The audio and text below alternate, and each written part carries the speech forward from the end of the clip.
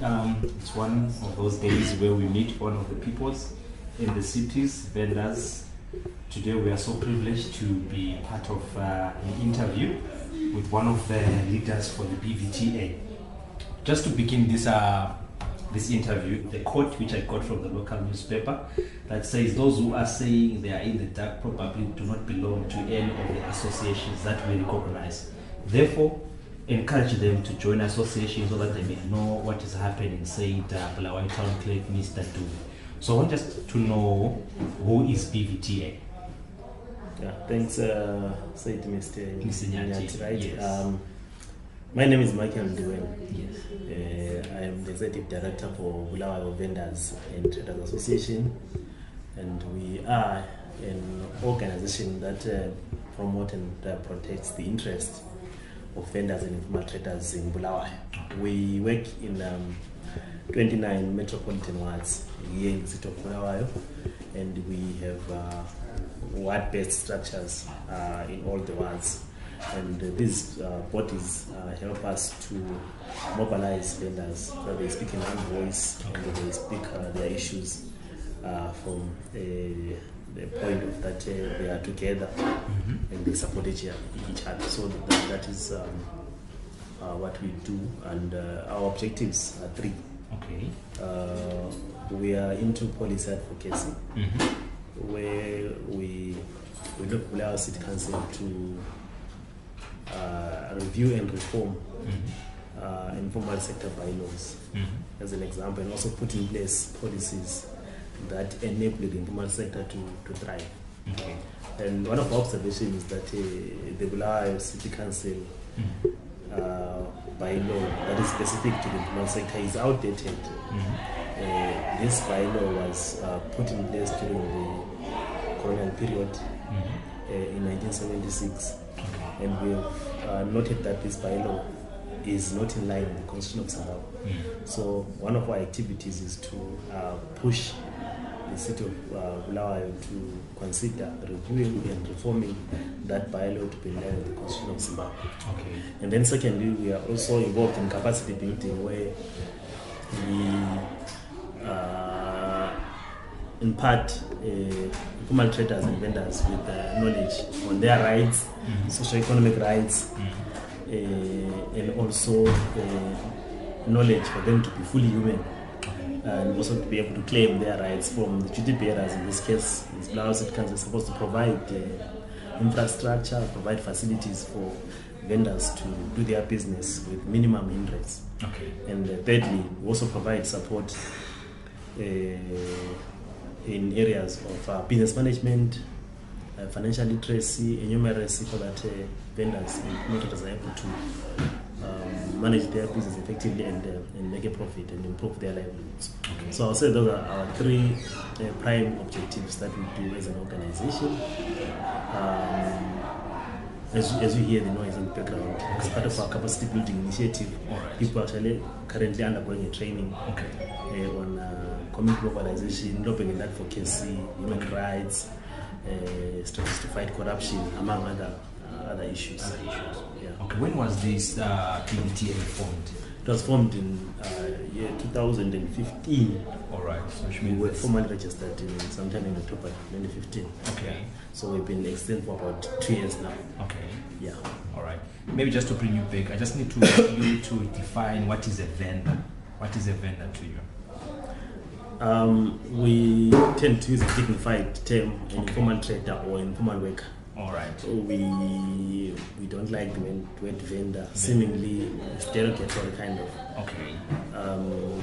But an informal worker is someone who is involved in a business of their own, in a micro business of their own, without anyone that works for them, and they operate informally in courts. Okay. The in courts part is based on the fact that Bulawayo City Council says that a vendor or an informal worker to get a license has to go through a process of registration to get a license, fill the form, get police clearance, do fingerprints clearance and the likes. So in our view, that's some form of formal process that is taking place. So that's what I'm saying. it's kind of formal informal because we register also for a business. So to answer your question, an informal trader is someone who is self-employed, who runs a micro business somewhere in the CBD in front of their place of residence. Okay. Yeah. All right. Do you also cater for this? I have seen along is the 10th Avenue. I've seen quite a number of vendors by HomeLink there. I've seen quite a number of people that are causing commotion within the city, and there's pollution. Your vendors, are they situated at a place where the city council has put them, or they are just given maybe those workers' license where they can actually maybe do their day-to-day businesses from one point to another? Is there a place where the council has put them to be? Just to correct you, I think that it's unfair to allude to the fact that vendors are polluting the city, because major pollutants, actually the corporates, the firms, that they discharge waste to major water bodies around the country and even here in Bulawayo. Umfulupego, as an example, but it's based on discharge that comes from our firms, and no one talks about that. But then you hear people like you are saying vendors are polluting the city. I think it's unfair. It's unfair. Yeah, it's unfair that people make that kind of perception. So, in our view, is that vendors are doing business. The result of the congestion that we're talking about is a result of failed city planning and designing from the local authority itself. That has failed to have an inclusive city planning and designing where informal trading is an afterthought. It's not part of the major city plan and design. So that there's a place that is designed that is properly constructed for the vendors to go and do their business. So then as a result, then vendors have to go find a place where there's human activity and a vehicle activity, and try to earn a living. But if it was properly done, they won't be having a because it would have been planned for. Prior to it would have been a thought that actually was considered when the city was being constructed. So our view is that it's a result of a poor city planning and design. As a result, then you see some semblance of congestion. And I think if you're talking about the congestion that is okay now as a result of the closure of airporting, because that's where the hub was, and now people have to find new places where there is vehicular and human activity, and then try to earn their business.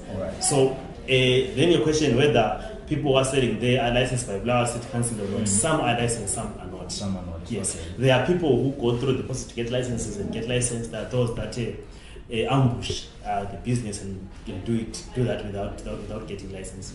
Maybe on the issue of licensing, just take me through. There's someone maybe who would be listening to us, watching us here. What's the proper procedure for one to become a legit vendor? Just take us through the processes for one to become a vendor. I think it's very sad. And if you ask the question of licensing, there will be a problem actually with the process itself, because licensing is centralized. People go and queue at Dagmore along Batch Street, just after Igodin. There's a place they call Dagmore of the building there. And there's a small window where vendors have to queue outside to get a license. So, and everyone from Country Park, from Mkanwini, from Bundane, from Bumla South, they have to commute to the city to get a license in that small window. There's no sun, there's no shade, there's no place for people to rest for pregnant women who are into this business. So the one thing that we have a problem with actually is the licensing regime itself. It's very wrong, and in our view it must be changed. And they've been pushing Bulawayo City Council to decentralize vending. I mean licensing for marketing of vending, if you want to call it vending.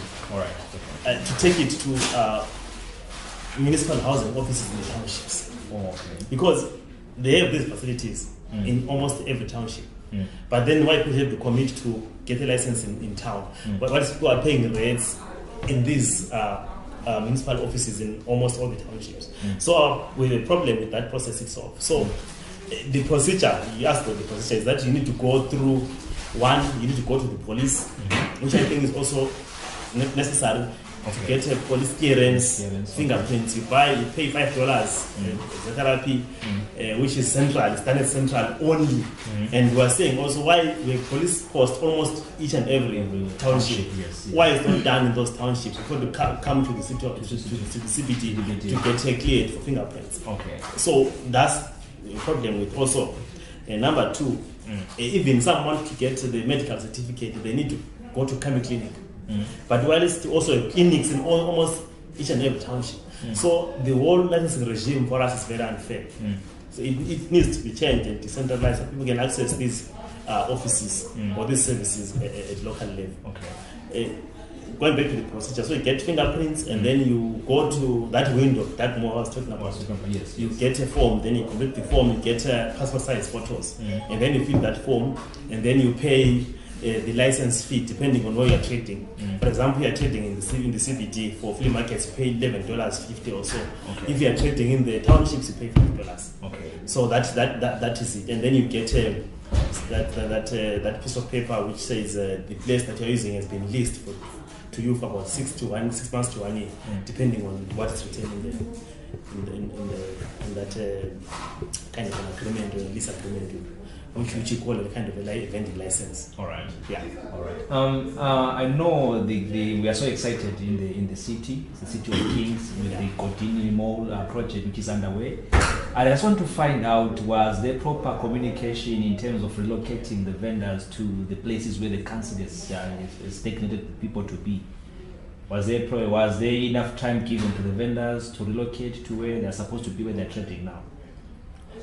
I'm not sure whether I would say enough time, but what I know is that Bulawayo City Council in this case, they made an effort to engage associations of informal traders and vendors. Okay. There was an effort to have a discussions on how best we can do it, and we've been part of that engagement and other associations that are in Bulawayo. So in our view is that Bulawayo City Council has made an effort to engage and communicate, but for those vendors that don't belong to any associations, unfortunately maybe they may have missed the information, but they have tried to say we identify the associations and then engage them in that regard. Okay. Although there are challenges around that. One challenge is that these new sites have no ablution facilities, toilets. Yeah. And the challenge that we have now is how do you strike a balance? It's a new place, a temporary place where it won't be there for about 2 years. Should you construct new toilets? Okay. Or you have to do what's available there for those 2 years, and then you go back to the site when it's completed. So there are those realities. Godini was the major hub for business, and our members or the vendors or the traders, some of them have created their own clients, traditional clients that they have. All right. If I go through a Godini, then I get tomatoes from her. All right. Okay. But in this case, the mango has been moved to the power station site. Oh yes. And I pass through Godini. I'm going to Ndumba, I have to get my ET now at somewhere at 6th Avenue. So I won't see Namangu again because Namangu was at Godini. So Namangu has lost a client. So in terms of incomes, our members have lost incomes due to the relocation process, because now their own clients, the relationship with these clients, so they have lost those clients. That's the unfortunate part, but also the reality. And also now there's congestion in those new hubs because people are trying to ambush business. So everyone is now going to 6th Avenue because that is where seemingly there's a kind of more activity. So people are going there now to try and get business. So as a result, there's now congestion. But those, in my view, were inevitable challenges. When you look at people from a traditional place, you can tend to face those challenges. Our hope is that council can try and identify new areas where they can decongest and create more activity in some other areas.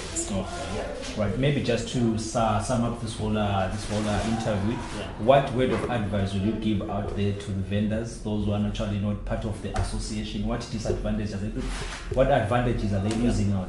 Just to one disadvantage is that if you don't belong to an association, like I said, then you tend to miss the important information that maybe City Council shares with vendors, associations, and stakeholders.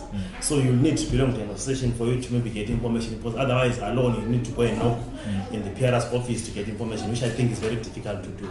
So you will need to join the association. Number two, we encourage vendors or informal traders or informal workers to get licenses, get vending licenses. The reason is simple. If we get vending licenses or we get informal traders licenses, then we are going to build a case against council to say, council, we play our part, we pay money to you. How can we provide proper infrastructure and proper facilities for us to our business?